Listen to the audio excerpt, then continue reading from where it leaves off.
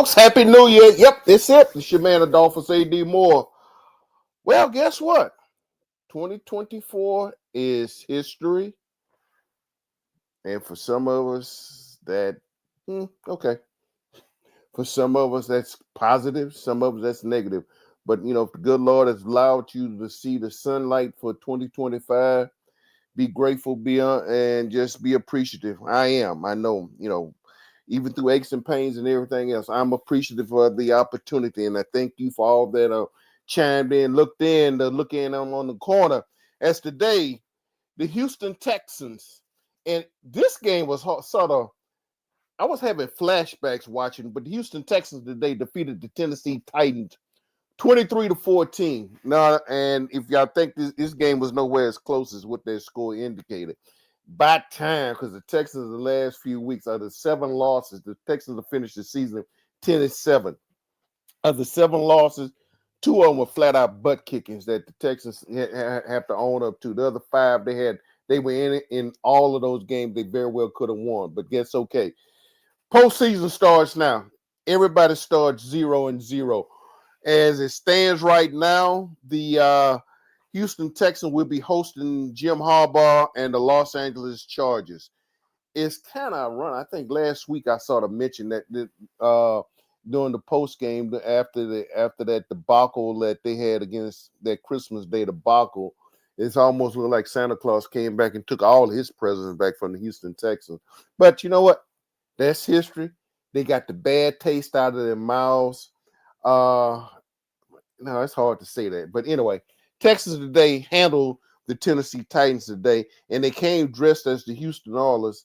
And me knowing the history of the Houston Oilers from their onset at 60 winning the first AFL championship to later on Warren Moon, Curtis Duncan, you name it, Elvin Bethea, and the Hall of Famer Robert Brazile, those guys. When you think about those, and I'm out there looking, and I'm trying to figure out, okay, who's Dishman, who just the smorgasbord of guys who have once worn that Derrick on the side of their helmets in Houston, regardless of the fact that the property rights belong in Nashville right now. But that's that they bought it, they own it, so they have it. That's it. Good.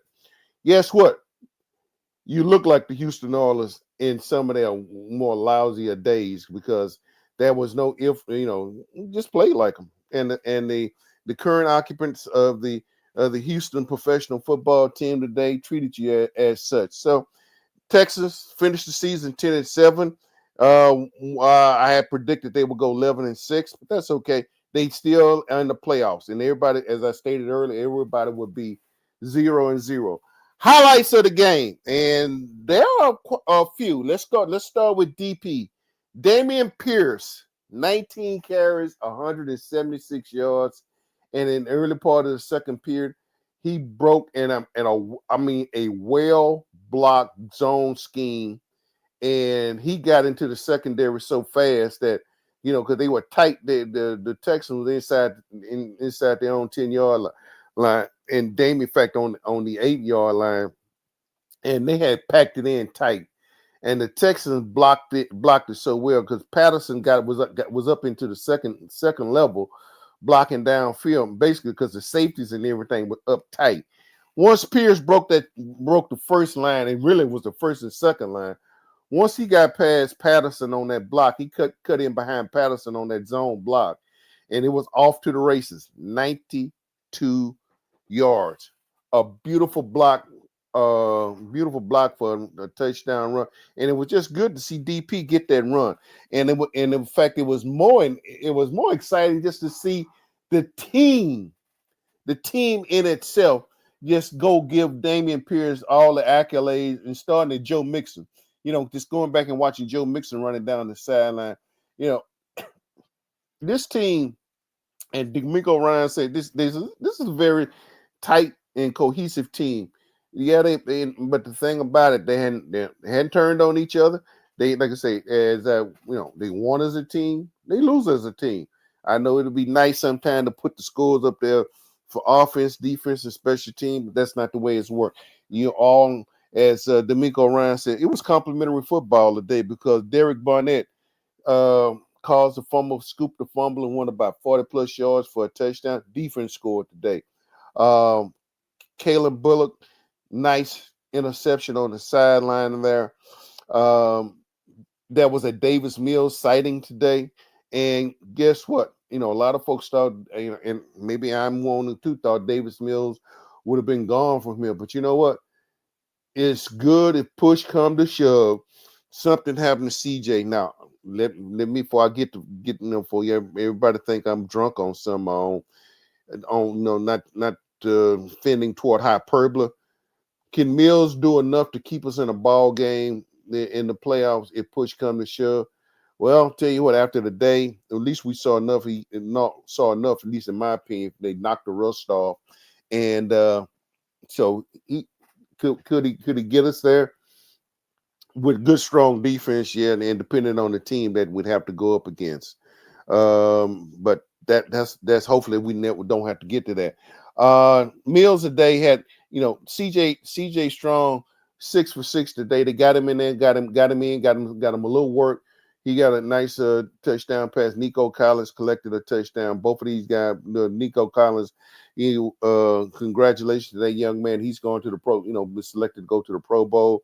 So he got in, he got his work in and got him in, got him out. Probably, and I know there was some bumps and bruises. The one salient point, and I don't know what's the status of John Mechie, because John Mechie, Mills, and I'm not being so accusatory. Mills led Mechie into a nasty lick on a post route, short post route, and he got waylaid. And I'm still not sure exactly what's his status. I'm hoping that the young man, I don't as of my broadcast time now, I don't know what's his status. I'm still checking, trying to find out, how is he going to be a bell rung? Was it going to be a concussion or something? Because they had to come get him. And you pull for these kids, particularly Mechie, who has finally got back and gotten on the field, can start playing again after a couple of years. And everybody knows the story, but the fact that, to get it back out there, because after the Texans had lost two of their top 3 wide receivers, and so now the onus is, has sort of fell on Nico Collins, who's not complaining about anything, but they need other help. And so Mechie in the past had been somebody who has shown the flashes and that can be a receiver that's woven into the passing game that maybe can help take up the slack that a Tank Dale or Stephon Diggs had when they were that starting 3, they starting triumvirate. So we'll see. But as of today, watching the Texans today, congrats. Game season's over with. Everybody's back to this. Whatever else you said. I know during the presser today, CJ Stroud saying it's been a trying year for him. After the success he had last year, and I think, and I stated this, and I'll state this probably not to the ad nauseum, but at the beginning of the year, I wanted to know how this team would respond with expectations on their shoulders and adversity facing them, how they would respond. Well, they faced some stiffer competition. That I think that accounts for some of those. That's definitely account for some of those within those 7 losses that I could have accounted for. But anyway, hey, that's that. Look like I got a guest here that just popped in here. I think I'm gonna pop him up and see what's going on. Oh, by the way, let me go ahead and add him to the screen. This is almost like what's my line? It's almost like, sir, would you like to sign in and state who you are, please? Mr. Moore? Yes, sir. How are you, Mr. Gardner? Houston Yes. Roundball Review. Yes, I am. What am I? Yes, I am signing in. I am no longer the mystery guest. I am signing in. Yes. Chris, what's up? How you doing, man? What's going on, man? I'm doing all right. I just added the sponsor of our show to the upper right corner there for you. Okay. All right. Appreciate that. So going to want to do that, and I'm looking forward to you sharing your news. Have you shared your news yet, No, sir? I have not. And you know what? Since you are here, let me go ahead and do that right now. I'm glad you popped in. The for let me see, what is this, the since the 50 Super Bowl 51? Yeah, I believe it is Super Bowl 50. The one in SoFi Stadium, the Rams and the Cincinnati Bengals. The Houston Roundball Review has been credentialed again for the big game. Let me. I don't want to. I'm gonna call it the Right. Yeah. big game. We can't afford. We cannot afford Yeah, the fine for saying that. yeah, but Right. Houston and New Orleans, the Houston Roundball has been credentialed again for the big game, and yours truly will be on the scene in New Orleans. And Chris, while we had, for I'm pretty sure you will agree with me that our thoughts, prayers, and everything goes out to the tragedy that happened prior to the Sugar Bowl down there in that tragedy situation. So we're still Indeed. praying for those families and everybody else that, particularly those families that had to suffer the loss of loved ones, and it cuts across the diaspora from pillar to post and from different walks of life. What happened in that tragedy? So we extend our prayers and thoughts to those families and everything. But on a lighter note and on a more positive note, yep, Houston Roundball Review is credentialed again for the big game, And and that's a credit to you, Mr. Moore. Indeed. Yes. well, I appreciate it. But the thing about it, Chris, like I say, I think somebody, there's no axiom. Somebody told us what say, keep pounding rocks. Well, we want to continue to keep pounding rocks. We Hmm. want to take big boulders and turn them into small rocks.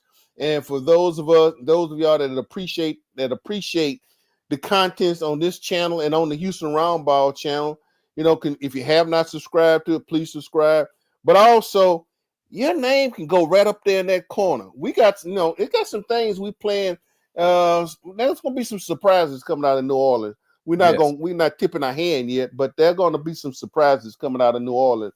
So yeah, as I stated, we are credentialed again for the big game, and we will be in New Orleans. So with all the fanfare, Chris, the irony of this, the last time it's been, the last time it was the lights went out in the I guess we call it the Superdome or the Mercedes Benz. Well, you know what? We're not getting paid to call it whatever it is. Correct. So the lights went out in the stadium the last time they had the big game down there. Hopefully the lights will stay on. I think they will take precautions on that. I will say this. I don't know how much tighter the security gonna be down there, because I haven't gone to the last several Super Bowls, and particularly with the quarter and with the close confines, and that's the uniqueness about being in New Orleans because of the hotels and where everything is located. Everything is sort of in that walking distance, the quarters and everything else. So it's no telling who and what we'll see down there, man. Agreed. And safe travels. You be safe there. And if anyone wants to help fund your trip and everything we have planned for this year, 2025, email you, get in touch with you, get in touch with me for the basketball stuff that Andy, Yanez, Dayon Dunlap, and myself are hoping to do, be it with the Cougs and the Big 12 tournament. Oh, and let me go ahead and say this, because I wanted to tag team the good news via the Houston Roundball Review with your announcement and approval to cover the NFL's big game.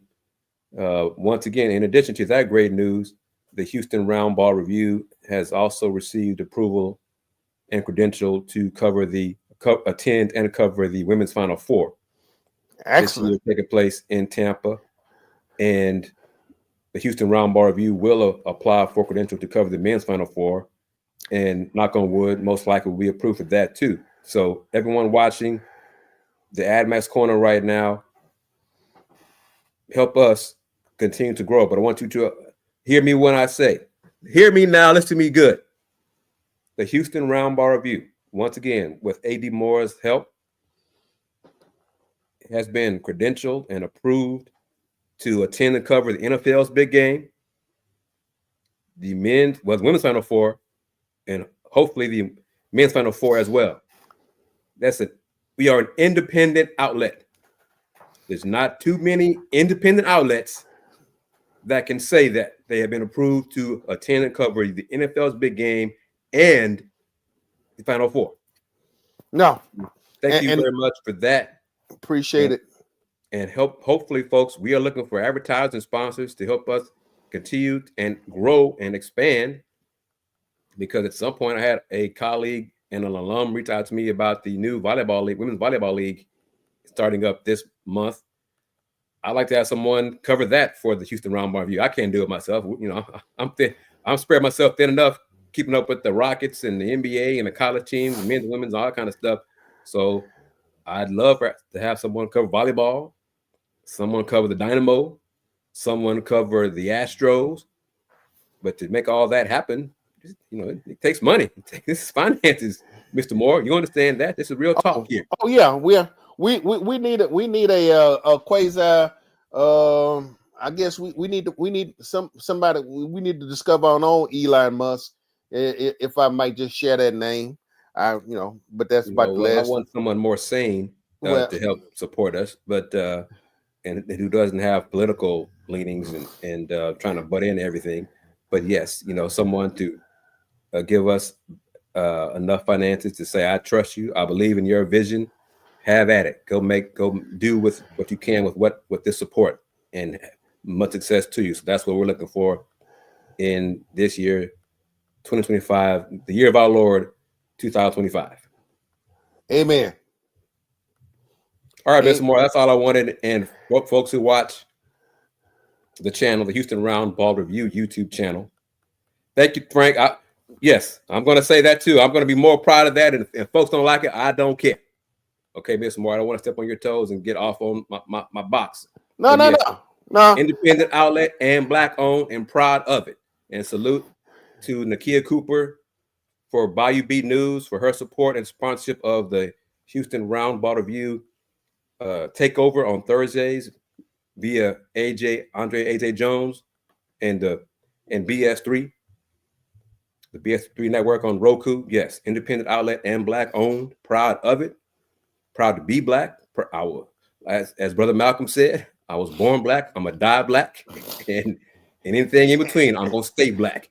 So, but yes, yeah. And one of our reasons for the name of the AdMax Corner is for your brother and one of my mentors, Mr. Max Edison, and we are going to continue pounding rocks, pressing forward, and we do need your help and assistance to continue pounding those rocks and turning them into pebbles as we grow and share our insight and knowledge with you going forward.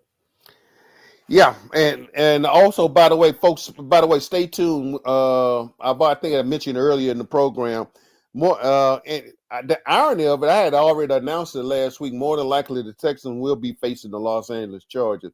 Jim Harbaugh will be back at the scene of his enrichment from a year ago when they won the national championship right there in NRG Stadium.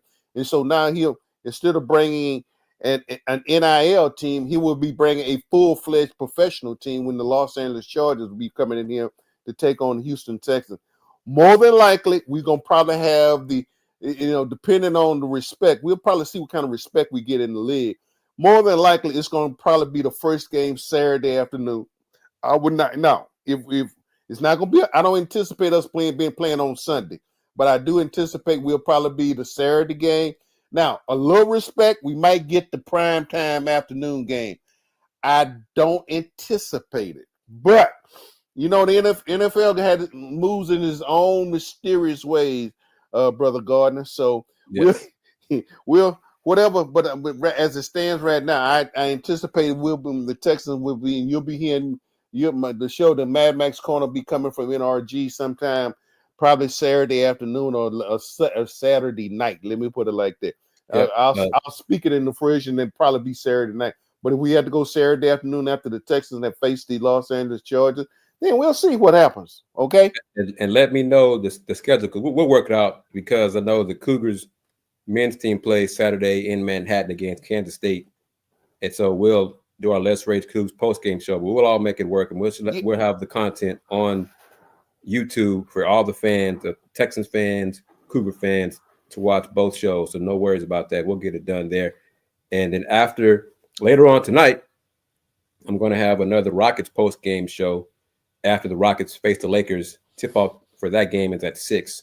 So folks watching the post-game show probably start around 9 o'clock. We'll talk Rockets, and we'll see if it's a victory, Rockets win, or Rockets loss, and we'll go forward. We'll probably talk about some more trade ideas that are involving the Rockets as well. Speaking of the Rockets, man, how does that injury going to affect them moving forward? Because you're going to be injury to Jabari Smith. He's going to be out probably 6 to 8 weeks. He's the versatile big man. You know, Jabari can play inside. He can stretch the floor when the Rockets go, when he's moved to the center spot, the 5 spot. So his absence will be felt. Uncle Jeff Green, was quoted to my colleague, one of my young lions, Kelly Eco, who's athletic, saying it's an adjustment. It's going to take the Rocket players, teammates, a while to adjust to new roles and have them do more in the offense, having to do more in the defense. So it's going to be a blow. But as athletes say, coaches say, it's next man up, next player up. That's true. I mean, you don't have a choice. But when you lose a key cog, the absence of that person is felt. I know it's easy to say next man up. Okay, that's great.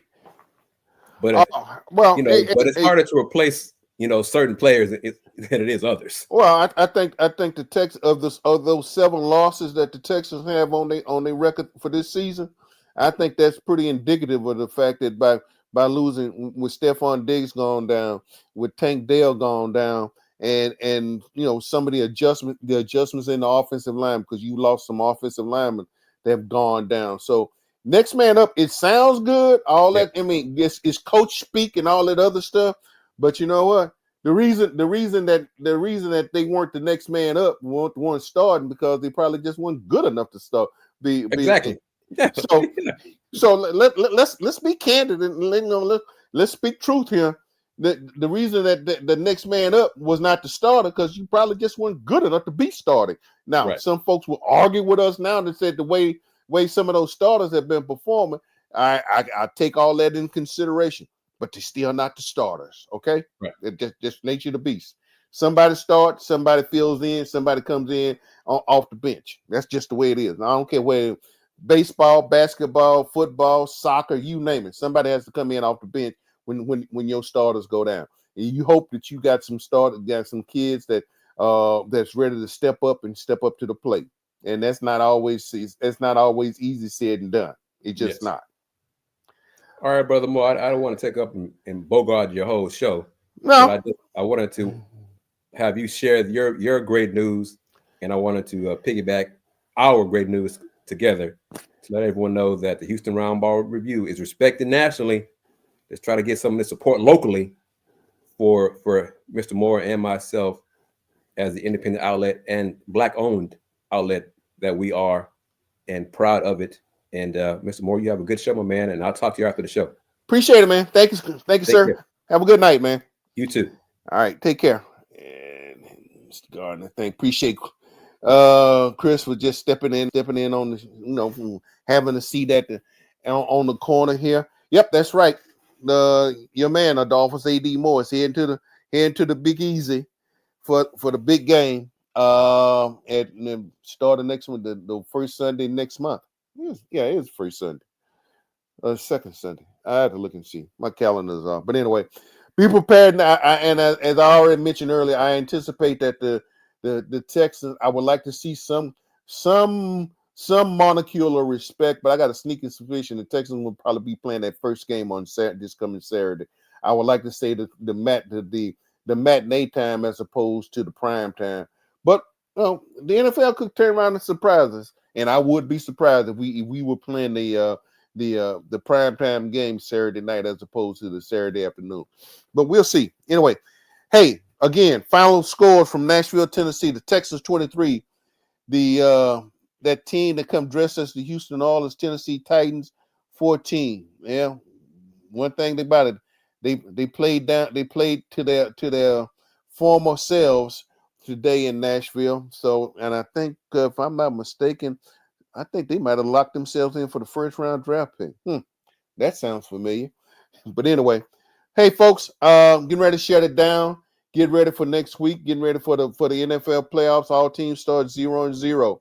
So we'll see next week. I'll be reporting coming from the NRG Stadium, first round, wild card weekend. Texans more than likely. I think I feel comfortable saying against the Los Angeles Chargers. Jim Harbaugh comes back to the scene, his scene of his magnificent rise for the University of Michigan Wolverines when he brought them in here last January, this year ago January when they won the national championship here. So without further ado, Shemana Dolphins AD Moore getting ready to sign off.